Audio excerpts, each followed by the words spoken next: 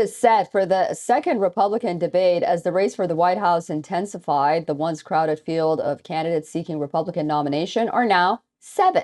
The seven candidates have qualified for Wednesday night's debate at Ronald Reagan's Presidential Library in California, and those candidates that will be on that stage will be Florida Governor Ron DeSantis. He has positioned himself as Trump's top rival, but still remains nearly 40 percentage points behind the former president in opinion polls. In addition to that, his well-funded campaign has struggled to gain traction, and his top donor has said that he won't give the Florida governor more money unless DeSantis adopts a more moderate approach.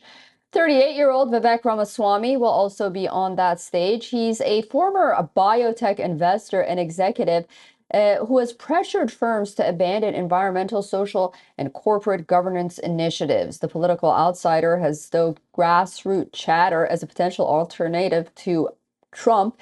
He had a strong performance at the first debate in Milwaukee back in August.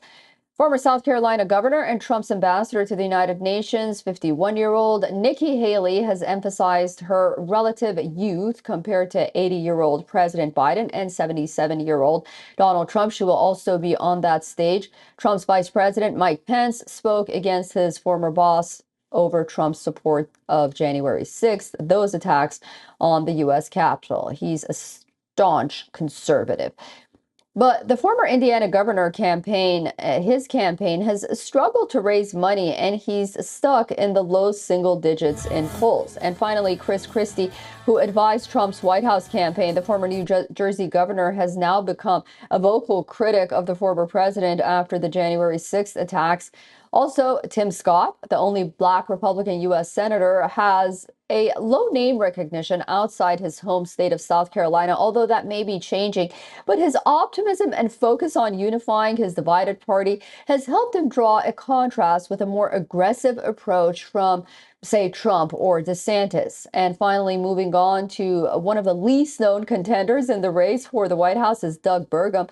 He's serving his second four-year term as North Dakota's governor, a prominent and a proponent of low taxes and fewer regulations. He has sought to portray himself as a traditional conservative with a focus on the economy and national security as well. Although the main frontrunner in the GOP race, the former president of the U.S., Donald Trump, is expected to miss the second round of debates as well and instead give a speech in Detroit to auto workers.